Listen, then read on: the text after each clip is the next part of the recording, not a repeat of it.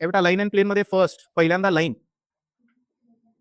Equation of line passing through a given point and parallel to a given vector. कुणाचं equation पाहिजे आपल्याला? कुणाचं equation पाहिजे? लाईनचं equation पाहिजे. कुणाचं इक्वेशन? लाईनचं इक्वेशन पाहिजे. त्या लाईन बद्दल काय माहितीये? त्या लाईनवरचा एक पॉईंट माहितीये. हे बेटा ही लाईन आहे, या लाईनवरचा एक पॉईंट माहिती आहे आपल्याला. ठीक आहे, ए नावाचा पॉईंट आहे. हे पॉईंट ए बद्दल कॉर्डिनेट्स पण दिलेले असू शकतात किंवा या पॉईंट ए चा पोझिशन वेक्टर पण दिलेला असू शकतो. ठीक आहे, फॉर एक्झाम्पल या पॉईंट ए चा पोझिशन वेक्टर दिलाय. पोझिशन वेक्टर म्हणजे काय? या पॉईंट ए ला ओरिजिन बरोबर जॉईन केलं तर त्या वेक्टरला पोझिशन वेक्टर म्हणायचं. बरोबर का? या पॉईंटचा पोझिशन वेक्टर फॉर एक्झाम्पल ए बार आहे आणि या वेक्टरचा बेटा या वेक्टरचा डायरेक्शन बी बार आहे, ह्याला म्हणायचं डायरेक्शन वेक्टर. या वेक्टरचा डायरेक्शन काय आहे? B bar. किंवा एक वेक्टर आहे बी बार नावाची, त्याला हे पॅरलल आहे. थोडक्यात काय? बी बार नावाच्या वेक्टरला हा पॅरलल आहे, याचा अर्थ काय? ह्याचा डायरेक्शन पण तेवढंच तसंच आहे. इन शॉर्ट काय? या लाईन बद्दल दोन इन्फॉर्मेशन आपल्याकडे आहेत. त्या लाईनवरचा एक पॉईंट माहिती आहे आणि त्या लाईनची डायरेक्शन माहिती आहे. लाईनवरचा पॉईंट माहिती आहे आणि लाईनची डायरेक्शन जर माहिती असेल तर त्या लाईनचा इक्वेशन कसा असतो? त्या लाईनचा equation R bar is equal to A bar plus lambda B bar इतका असतो. लाईनचा इक्वेशन काय असतो? A bar plus lambda B bar. लाईनचा इक्वेशन जर फाइंड आउट करायचं असेल तर त्याच्यावरचा पॉईंट माहिती पाहिजे आणि त्याचा डायरेक्शन माहिती पाहिजे. पॉईंट हाय, डायरेक्शन हाय. हा इक्वेशन आला कुठून? त्याचा डेरिव्हेशन दिलाय बघा. बेटा या एपी लाईनचा आपल्याला इक्वेशन फाइंड आउट करायचं आहे. ही जी एपी आहे ते कुणाला पॅरलल आहे? बी नावाच्या बी बार नावाच्या वेक्टरला पॅरलल आहे. दोन वेक्टर जर एकमेकाला पॅरलल असतील तर त्यांचा डॉट प्रोडक्ट किती असतो? ते दोन्ही कसे असतात? एकमेकाचे स्केलर मल्टिपल असतात. दोन वेक्टर कोलिनियर असतील तर ते एकमेकाचे स्केलर मल्टिपल असतात का? काल आपण वेक्टर मध्ये बघितलं. दोन वेक्टर कोलिनियर पॅरलल जर असतील तर ते दोन्ही वेक्टर एकमेकाचे काय असतात? स्केलर मल्टिपल असतात. तिथे लिहिलंय बघा, स्केलर मल्टिपल आहेत. एपी वेक्टर आणि बी बार हे दोन वेक्टर एकमेकाचे स्केलर मल्टिपल आहेत. लिहिलंय का बरोबर? दोन्ही एकमेकाला पॅरलल असल्यामुळे दोन्ही एकमेकाचे स्केलर मल्टिपल आहेत. एपी वेक्टर कसा लिहिणार? एपी वेक्टर कसा लिहिणार? एपी वेक्टर कसा लिहिणार? बेटा या पॉईंट पी चा पोझिशन वेक्टर जर आर बार असेल, या पॉईंट ए चा पोझिशन वेक्टर जर ए बार असेल तर एपी वेक्टर कसं लिहिणार? आर बार मायनस ए बार लिहावं लागेल. बरोबर का? R bar minus A bar, R bar minus A बार आणि लॅम्बडा बी बार. काय केलंय? हे मायनस ए ला इकडे पाठवल्यानंतर ना हा इक्वेशन मिळाला. पहिला इक्वेशन लक्षात राहील का? पहिला इक्वेशन लक्षात राहील का? याला म्हणायचं vector equation of a line. काय म्हणायचं? Vector equation of a line where A is the point on the line. त्या लाईनवरचा एक पॉईंट माहिती आहे आणि त्या लाईनचा डायरेक्शन माहिती आहे, तर त्याचा वेक्टर फॉर्म असा असणार आहे. येते का लक्षात? हे पहिलं इक्वेशन जे लक्षात ठेवायचं आहे तो हा आहे. ठीक आहे. कार्टेशियन इक्वेशन कंडिशन हीच आहे, लाईनवरचा एक पॉईंट माहिती आहे आणि लाईनचा डायरेक्शन माहिती आहे. हे बघा, लाईनवरचा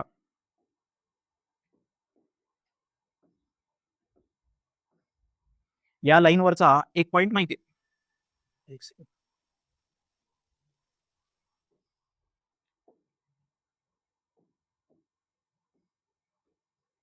लाईनवरचा एक पॉईंट माहिती आहे आणि आपल्याला त्याचा डायरेक्शन पण माहिती आहे. पॉईंटचे आता कॉर्डिनेट्स माहिती आहे, त्याचा पोझिशन वेक्टर माहित नाही, कॉर्डिनेट्स माहिती आहेत. 3D स्पेस मध्ये एक पॉईंट, त्याचे कॉर्डिनेट्स आपल्याला माहिती आहेत. कॉर्डिनेट्स फॉर एक्झाम्पल ABC नाही, काय म्हणूया त्याला? XYZ म्हणूया.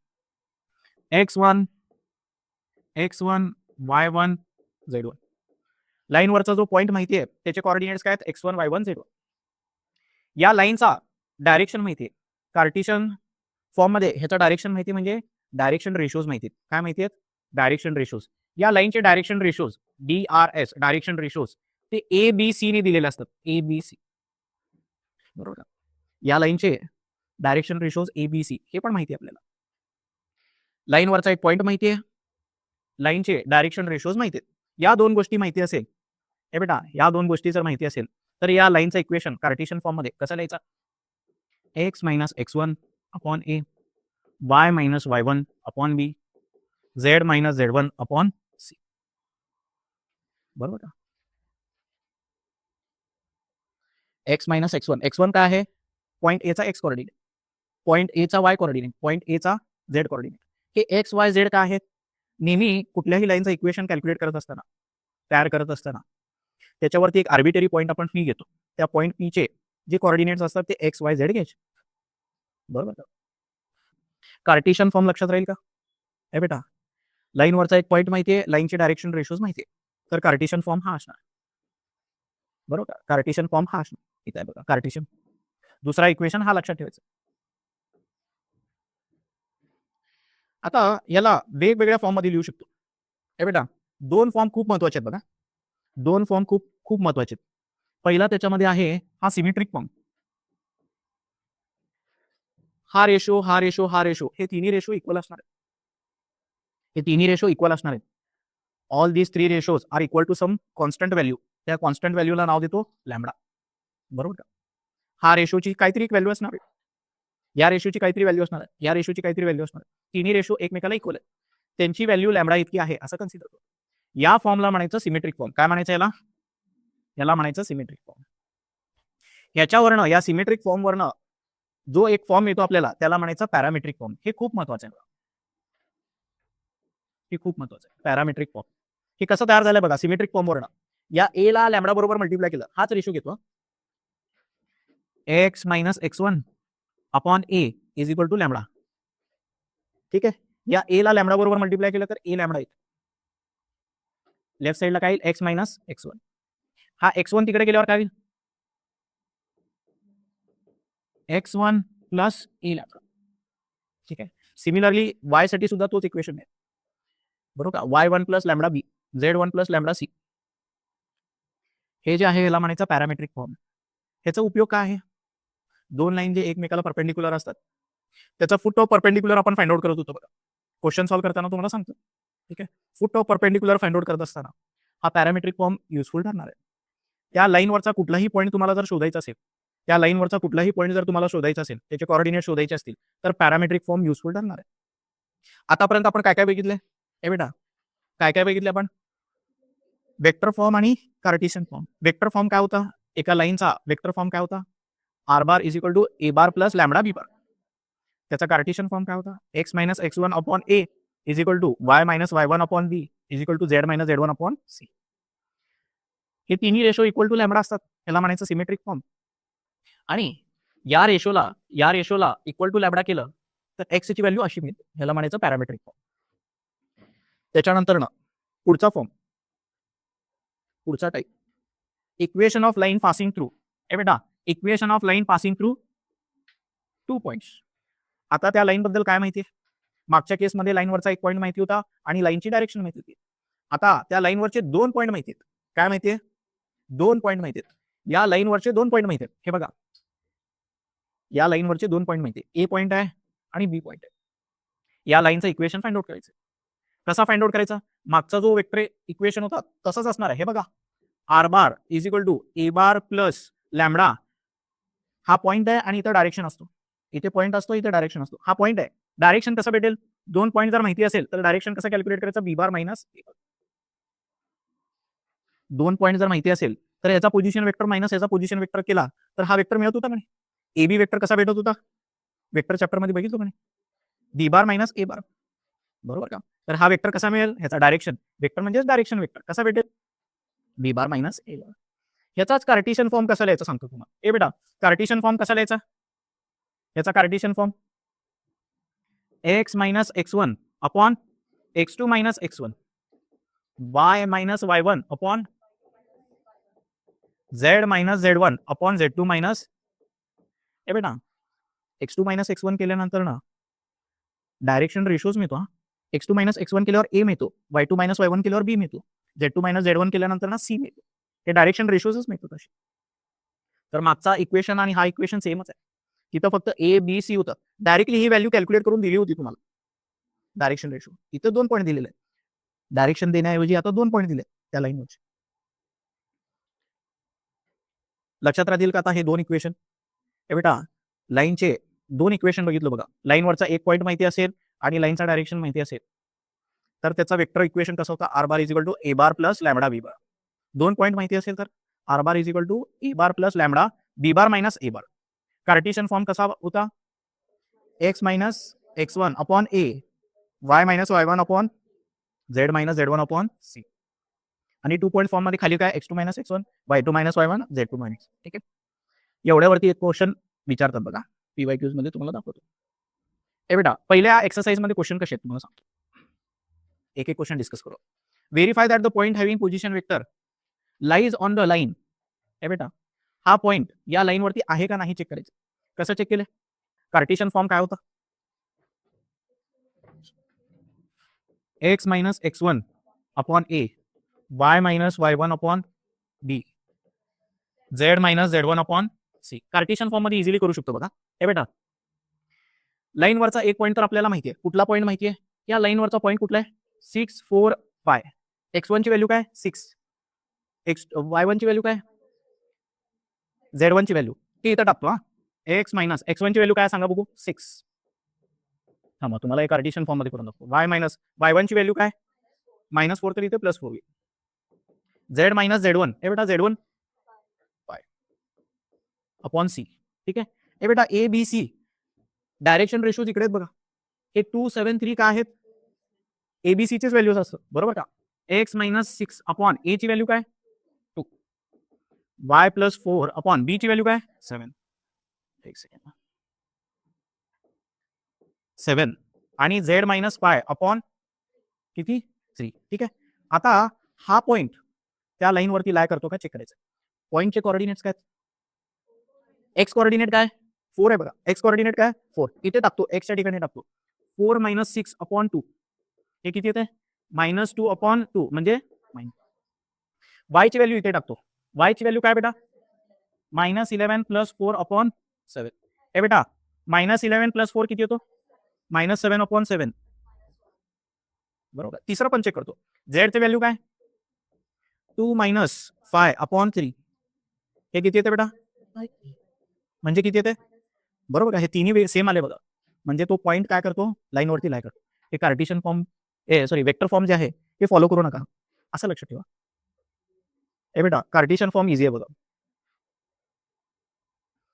येते का लक्षात? हे त्याच्यानंतर find the vector equation of line passing through point having position vector and parallel to. हा जे आपण स्टडी केलो फॉर्म्स, त्या फॉर्मवरनं लाईनचं इक्वेशन लिहायचं आहे. फाइंड द वेक्टर इक्वेशन कोणाचा? लाईनचा. हे बेटा वेक्टर इक्वेशन कोणाचा लिहायचं आहे? लाईनचा. Passing through a point having position vector. या लाईनचं इक्वेशन लिहायचं आहे. या पॉईंटचं पोझिशन वेक्टर काय दिलंय? या पॉईंटचं पोझिशन वेक्टर काय दिलंय? 4i मायनस जे प्लस 2k. आणि याचा डायरेक्शन दिलाय बघा. डायरेक्शन वेक्टर म्हणजे बी बार दिलाय. बी बार काय दिलाय? -2i कॅप मायनस जे कॅप प्लस के कॅप. हे बेटा पॉईंट माहितीये आणि याचा डायरेक्शन माहितीये. तर वेक्टर इक्वेशन लाईनचा कसं लिहितो तो आपण फॉर्म्युला लक्षात ठेवलो होतो बघा. 4च फॉर्म्युला लक्षात ठेवलो आता बरं. काय? ए बार माहितीये.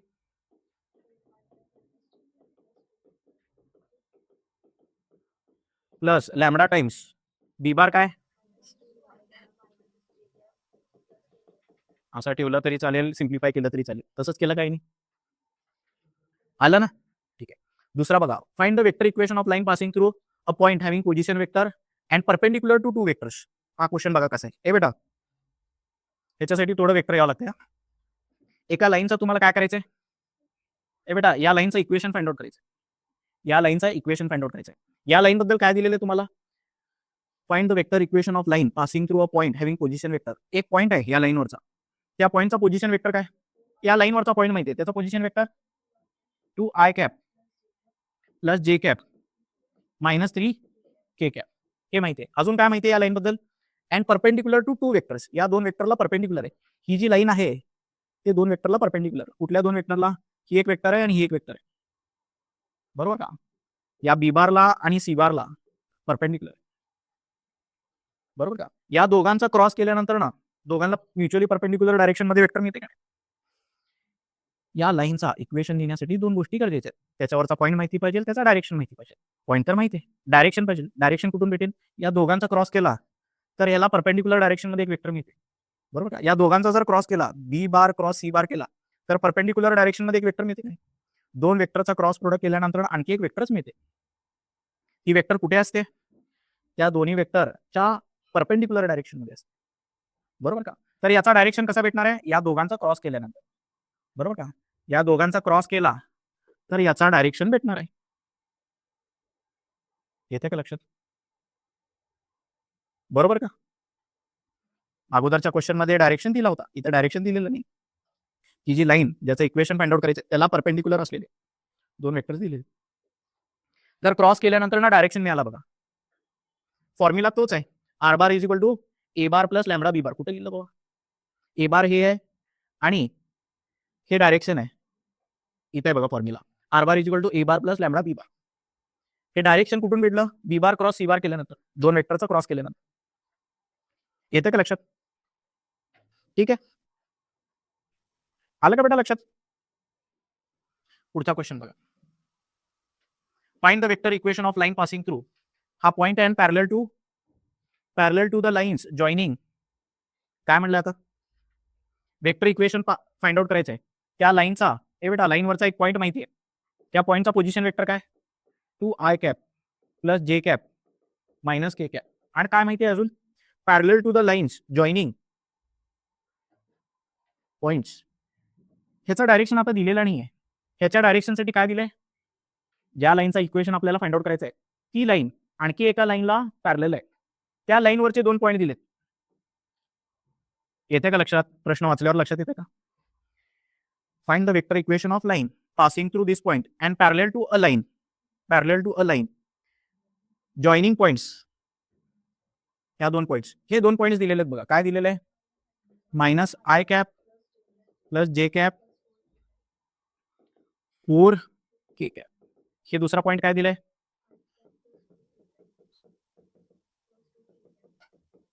कसं करणार सांगा बघू? वेक्टर इक्वेशनच फाइंड आउट करायचं का? ठीक आहे, R bar is equal to, ए बेटा ए बार काय आहे? बरोबर का? प्लस लॅम्बडा टाइम्स याचा डायरेक्शन आणि याचा डायरेक्शन सेमच असणार आहे. पॅरलल असल्यामुळे याचा डायरेक्शन आणि याचा डायरेक्शन सेमच असणार. याचा डायरेक्शन कसा भेटेल? सी बार मायनस बी बार करावं लागेल. बरोबर का? या दोघांचं सबस्ट्रॅक्शन करावं लागेल. हा ब्रॅकेट मायनस हा ब्रॅकेट. येते का लक्षात? या लागलं का बेटा लक्षात? ठीक आहे. Find the Cartesian equation of line passing through a point and having direction ratios. Cartesian equation find out करायचं आहे. बेटा लाईनवरचा एक पॉईंट माहिती आहे, त्याचे कार्टेशियन कोऑर्डिनेट्स माहिती आहेत बघा. काय? 1 2 3. आणि डायरेक्शन रेशोज काय? डायरेक्शन रेशोज काय दिलेत? 2 3 7. कार्टेशियन इक्वेशन कसा फाइंड आउट करायचा? X minus x1 upon A, Y minus y1 upon B, Z minus z1 upon C. x1 काय? या पॉइंटचा एक्स कोऑर्डिनेट, ए काय आहे? 2, वाय मायनस y1 हे 3, झेड मायनस 3 अपॉन 7. बरोबर का? तेच आलं का? Find the Cartesian equation of line passing through. हे दोन पॉइंट मधून पास होणारा कार्टेशियन इक्वेशन कसा फाइंड आउट करायचा? X minus x1 upon x2 minus x1, Y minus y1 upon y2 minus y1, Z minus z1 upon z2 minus. येते का लक्षात? तर पहिल्या प्रॅक्टिस सेटमध्ये एवढंच आहे बघा. 4च फॉर्म्युले लागायचे होते आपल्याला. आले का लक्षात तुम्हाला ते 4 फॉर्म्युलेस? एक पॉईंट माहिती असेल, डायरेक्शन माहिती असेल, तर वेक्टर फॉर्म काय? R bar is equal to A bar plus lambda B bar. Cartesian form काय? X minus x1 upon A is equal to Y minus y1 upon B, Z minus z1 upon C. 2 point form कैसा होता? R bar is equal to A bar plus lambda B bar minus A bar. Cartesian form कैसा होता? X minus x1 upon x2 minus x1, Y minus y1 upon y2 minus y1, Z minus z1 upon z2 minus z. पहिला practice set लक्षात आलं? पुढे याच्यावरती एक question विचारतो ना पहिल्या प्रॅक्टिस सेटवर. पहिला प्रॅक्टिस सेट झाला का? कुठे गेला पहिला प्रॅक्टिस सेट? 6.1 झाला बघा. त्याच्यानंतर ना ए बेटा आता कन्सेप्ट वाढत जाते बघा. Distance of a point from line. एका लाईन पासून एका पॉइंट पर्यंतचा डिस्टन्स. ही लाईन आहे, आणखी एक पॉइंट आहे. या पॉइंटचे पॉइंट पी आहे. या पॉइंट पीचा पोझिशन वेक्टर अल्फा बार आहे. पोझिशन वेक्टर म्हणजे काय? त्या पॉइंट पी ला ओरिजिन बरोबर जॉईन केलं तर ती जी वेक्टर असणार आहे त्याला पोझिशन वेक्टर म्हणायचं. या लाईन पासून या पॉइंट पर्यंत डिस्टन्स आपल्याला फाइंड आउट करायचं. या लाईन बद्दल काय माहिती आहे? या लाईनवरचा एक पॉइंट माहिती आहे ए, त्याचा पोझिशन वेक्टर ए बार आहे. या लाईनचा डायरेक्शन माहिती आहे बी बार. लाईनवरचा एक पॉईंट माहिती आहे, लाईनचा डायरेक्शन माहिती आहे, आणि पॉईंट पी पासून ह्याचा डिस्टन्स फाइंड आउट करायचा. कसा फाइंड आउट करणार? हे बघा, राईट अँगल ट्रायंगल तयार होते का नाही? हे व्हर्टिकल लाईन ड्रॉ करतो, या दोघांना जॉईन करतो, हा राईट अँगल ट्रायंगल तयार होतो. पायथागोरस थेरमनी या पॉईंटला एम जर म्हणलं, पी एम कसा फाइंड आउट करणार? पायथागोरस थेरमनी सांगा मला पहिल्यांदा. हायपोटेनसचा स्क्वेअर किती असतो? Height square plus base square. तर हाईट स्क्वेअर किती येईल? पी एमचा स्क्वेअर किती येईल? काय येईल? एपी म्हणा किंवा पीए म्हणा, पी एचा स्क्वेअर मायनस एमचा स्क्वेअर. ठीक आहे, आता इथला स्क्वेअर काढतो, बरोबर का? दोन्हीकडचा स्क्वेअर रूट घेतो, पी एचा स्क्वेअर ए एमचा स्क्वेअर. ए बेटा, हा पी ए वेक्टर कसा भेटेल? पी ए वेक्टर कसा भेटेल? अल्फा बार मायनस ए बार करा, किंवा ए बार मायनस अल्फा बार केलं का अल्फा बार मायनस ए बार. ठीक आहे, अल्फा बार मायनस ए बार चा स्क्वेअर. फॉर्म्युल्यामध्ये तेच आहे का बघा. आता ए एम वेक्टर माहिती नाही आपल्याला, त्याच्यासाठी प्रोजेक्शनचा रूल यूज करावा लागेल. हे बेटा, हा वेक्टरची लेंथ माहिती आहे, या वेक्टरची लेंथ माहिती आहे. हा वेक्टर जर माहिती असेल तर त्याच्यावरनं हा एवढा वेक्टर कसा फाइंड आउट करायचा? प्रोजेक्शन ऑफ दिस ऑन दिस. एका वेक्टरचा दुसऱ्या वेक्टरवरती प्रोजेक्शन कॅल्क्युलेट करायचं असेल तर त्या दोघांचा डॉट प्रोडक्ट घ्यायचा, आणि ज्याच्यावरती प्रोजेक्शन पडायला लागलो त्याच्या मॅग्निट्यूडने डिवाइड करायचं. काल सांगितलं होतं कधी? सांगा बघू. हा ए एम किती असणार आहे? हे बेटा, हे किती आहे? Alpha bar minus A bar dot ज्याच्यावरती प्रोजेक्शन पडायला लागलो बी बार. या दोन वेक्टरचा डॉट प्रोडक्ट करायचा, बरोबर का? या दोघांचा डॉट प्रोडक्ट करायचा, डिवायडेड बाय ज्याच्यावरती प्रोजेक्शन पडायला लागलो त्याचा मॅग्निट्यूड, याचा स्क्वेअर आहे ना, याचा स्क्वेअर आहे. तसाच आहे का? तसंच आहे बघा, बरोबर का? तो फॉर्म्युला लक्षात राहील का? पायथागोरस थेरमनी हा फॉर्म्युला आलाय बघा. एका लाईन पासून पॉईंट पर्यंतचा डिस्टन्स आहे टेक्स्टबुक मध्ये. ठीक आहे, फक्त इथं पायथागोरस थेरम वगैरे काय लिहिलेलं नाही. लक्षात येते तुम्हाला? हा फॉर्म्युला कसा आला लक्षात येते? एका लाईन पासून, एका पॉईंट पासून एका लाईन पर्यंत डिस्टन्स, हा पीएम डिस्टन्स या फॉर्म्युल्याने फाइंड आउट करायचा. हा फॉर्म्युला कधी यूज करू शकतो? जर तुम्हाला ह्याचा पोझिशन वेक्टर, ह्याचा पोझिशन वेक्टर, ह्याचा पोझिशन वेक्टर माहिती असेल तर. वेक्टर फॉर्म आहे हा. हा कसला फॉर्म आहे? वेक्टर फॉर्म आहे.